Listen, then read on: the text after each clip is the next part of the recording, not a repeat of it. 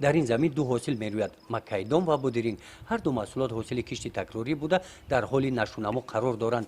رهبریت خوجگی میگوید که نیالهای مکه قد کشیده و سبزش نیالهای بودرینگ کمک میرساند، آنها را از حرارت گرمی بلند محافظت مینماید. انا همین تبرزیون خوجگی دهقانی به نام منزور در جماعت دهات توگرک ناحیه واسع در نتیجه استفاده самараноки زمین در 10 روزه اول ماه اوگوست با جمع‌آوری حاصل کشت تکراری شروع نمودند.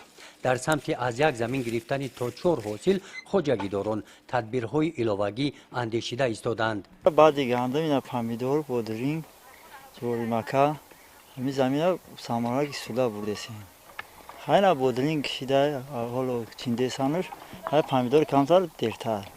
اون پاس پامیدورم میچینیم. نیاز داریم که همین نزدیکی ده 5 تا پارنی که گرم خونه تشکیل کنیم باید ما زمستون دانی کار باشه همه وقت سبزوانمون باید تیار باشه. نیاز داریم. ان شاءالله از روزه در کار سر میشه کارهای پارنیک کارو سر میشه.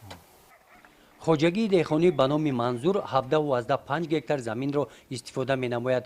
استفاده самараноки هر یک وجب زمین در این خوجگی و مهیا نمودن جایهای نوی کاری مساعدت نموده است. همراه با 45 نفر سمداران خوجگی ماه اوگوست 30 نفر سوکینانی بشوغل اینجا به کار جلب گردیدند. ما یک گروه زنان خونشین در هر جایی که کار غلطید میریم کار میکنیم. اینا چند ساله که همینجا داریم کار میکنیم. خشرو مزد معاش من خشرو میته هم خودمون با وقت ساعتش میته همین وابسته به کار مونه. کار هر قدر خشرو رفت هم قم اوش خشرو زیاد میگیریم. ما یگون کمبودی نداریم در زمینا. خشرو زندگیمون پیش میبریم با می مهنت خودمون. خیلی کار جاش اومدن در زمین هم تنقیزم که مزد مهنت من حلال میته و زمینش نمیتوه کار میکنیم.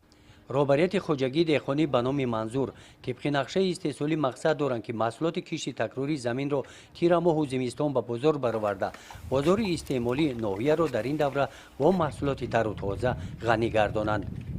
گزارش خواجه نظریف خدای نظر ظهوروف از ناحیه واسع برای برنامه اطلاعاتی نوید.